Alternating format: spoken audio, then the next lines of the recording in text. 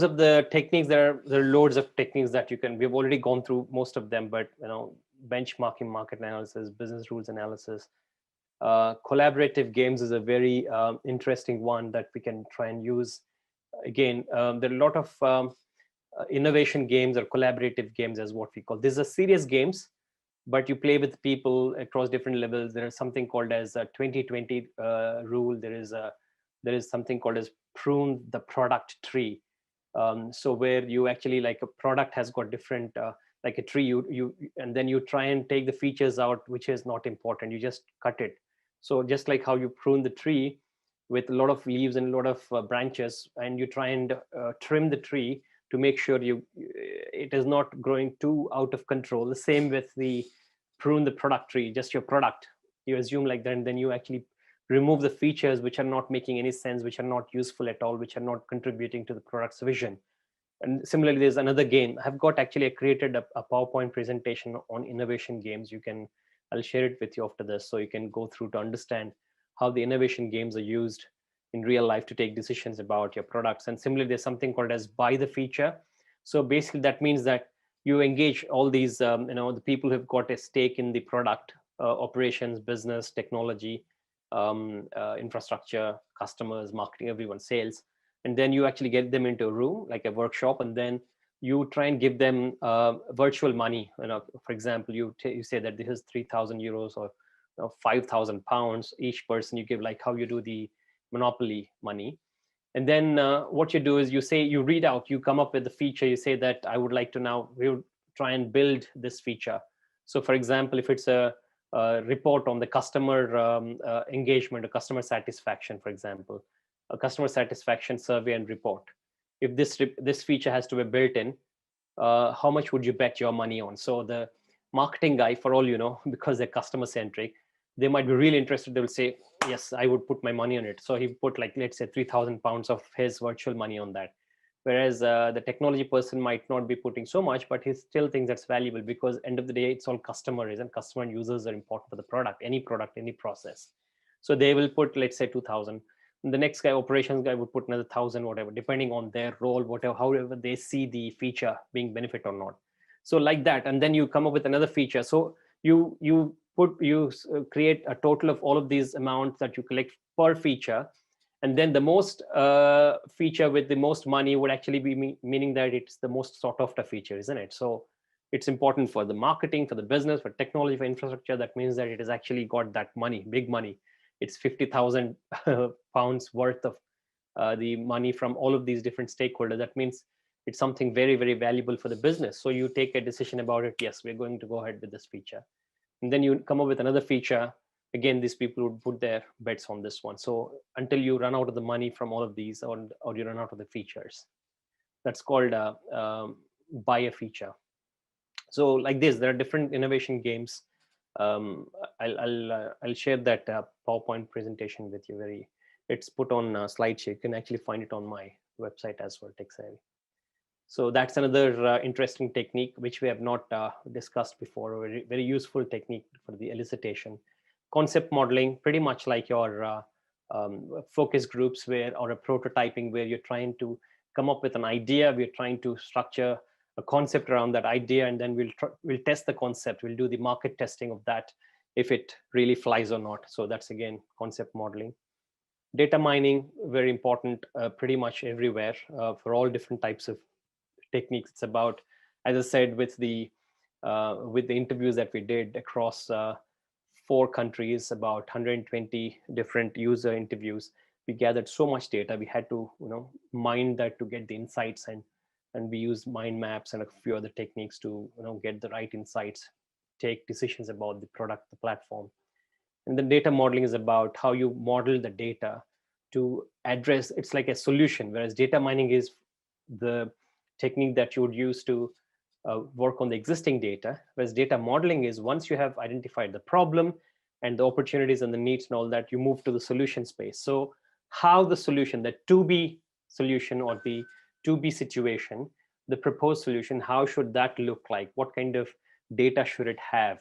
How should they be related to each other? The account, the customer, the bank, the portfolio, the accounts, and all of those things, how they are related to each other. What is the relationship, what is the multiplicity, all of that is actually dealt with in the data modeling. So you're connecting the dots in the solution space. That's the difference between data modeling and data mining. Document analysis is again very important, as we discussed. You know that already. We went. Sorry, could you repeat that Data modeling and data mining. Yeah, data mining is when you already have the data. This data could be, for example, I'm just telling you generically we'll talk about it, and then we'll go into the technique related, the Okay. elicitation related technique. So data mining is when you already have the data stored and being maintained in multiple repositories in different databases. How you're going to bring all the data, and then into Excel spreadsheets. You've got SQL databases, Oracle database. You've got flat files. How can you actually get all of this data into one place and then make some meaningful insights and analytics out of that? So what we call as ETL, right? So that's data mining is one part of that. ETL is extract the data, and once you extract the data, you do the transformation, you do the cleaning, the filtering, sorting, and everything else. You remove the unnecessary data. That's called transformation. And then you load it back into the database, the new database, a data lake, where you can use it for future purpose, for reporting or whatever. You create a cube. So that's called ETL, extract, transform, load.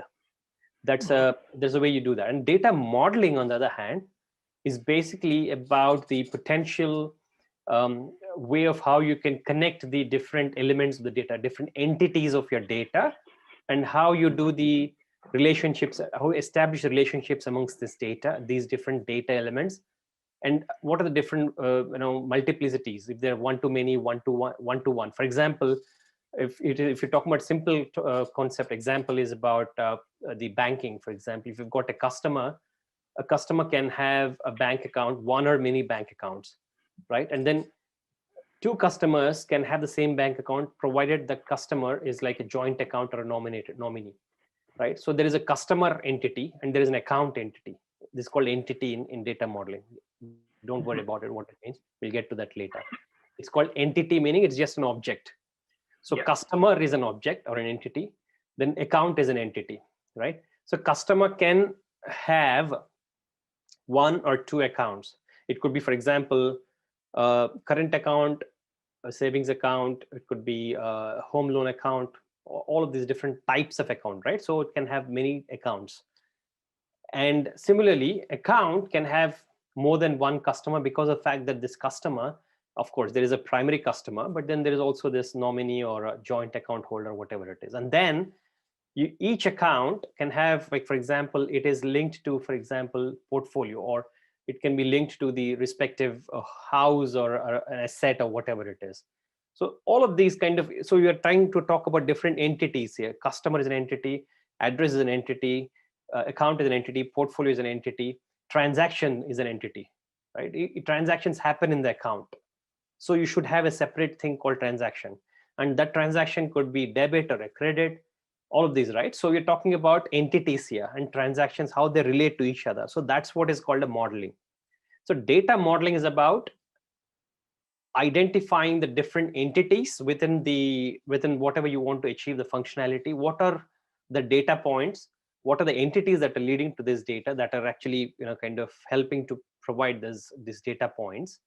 And then how the entities are related to each other, and the multiplicities and all that stuff. So that's basically what we call as a data model. And there are three types of data models, just for your, don't get too much into details, but what we call as a conceptual data model, which is basically the concept level, what we're talking about now: customer, account, house, asset, portfolio. All of these are called concepts, right? So they're conceptual, which is basically, and then there is a logical data model, which is similar to this one, but slightly more intricate.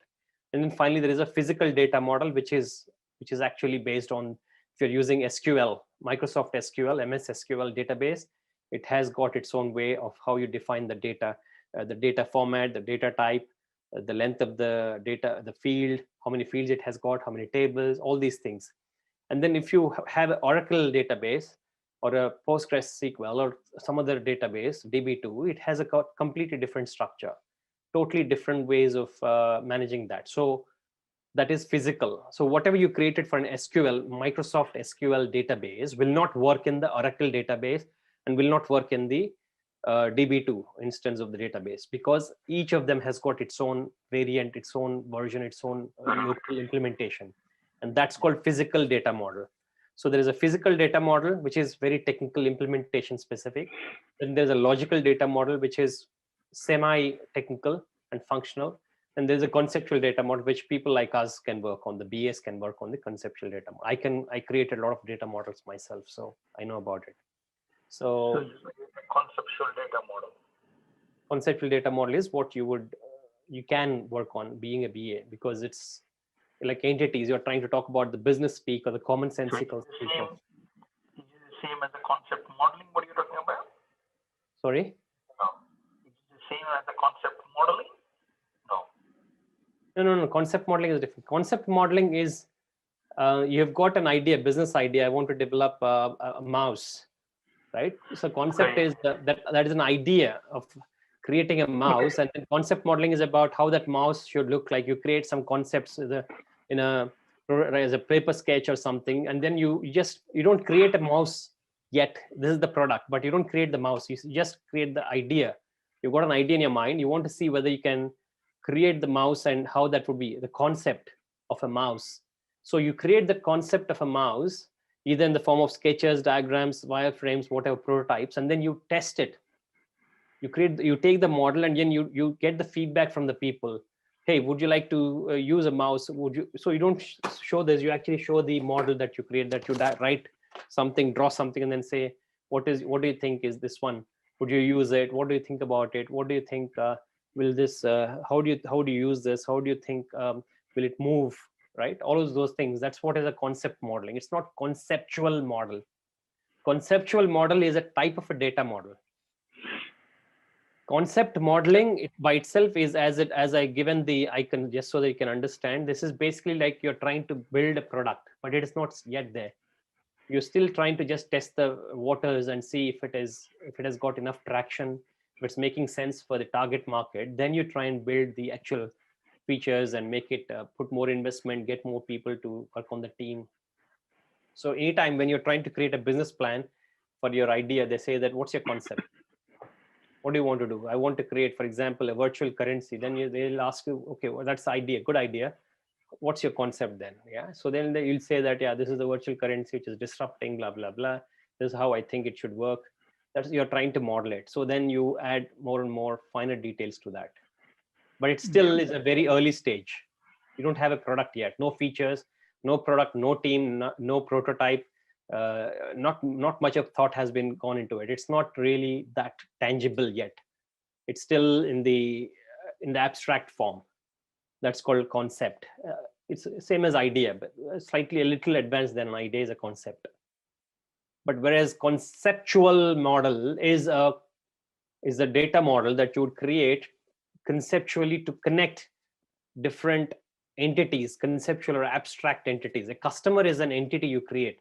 Is there something called as a customer like a bottle? It's not there, right? Customer is an entity. So I'm a customer for a bank, but then when you try and create a table in a database or some entity called customer, it's not me. It's defining me, it's referring me, but it's not actual me, right? So that's why it's called an entity, conceptual entity. Same with an account. Some of them are abstract, some of them are conceptual, right? So your account, for instance, or your concept of even money, for example, how you do it with bank is conceptual. The debit and credit is all conceptual, isn't it? So even though right now with all the with digital currency, digital transactions, there is no real money there, right? It's all concept of you giving me the money and I take the money. That's a concept. You don't actually hand me the money in terms of the physical. Okay, take this 300 pounds. That's a physical thing. That's a physical data model, Oracle SQL. Whereas conceptual data model is basically there is no money. You're not handing me the money. You're actually transferring from your account. You're instructing the bank to debit 300 pounds from your account and credit my account. So there's no physical handing or physical movement of cash from there. This transaction is conceptual. because your bank would actually give me an advice. We give my bank an advice saying that I have deducted 300 pounds from Kiran's account, and that same 300 pounds that I have deducted is now moving into Pardha's account. So you need to credit his account, is the advice or instruction that your bank would give my bank. So that is a conceptual modeling. Okay. So we've discussed interviews. That's another technique. Mind mapping, as I said, very useful to make sense of this huge tons of data that you gather. Focus groups, we've had a look at that as well. Prototyping, very useful again. Questionnaires are useful, but it has got its own limitation. I would use it with caution. Workshops, very useful to help reach consensus, take decisions. Process analysis, about the same like how you've got product analysis, the process side of things, looking at workflows, looking at breakdown scenarios, the flow, who is doing what, how much time is being spent on a task, where is waste involved.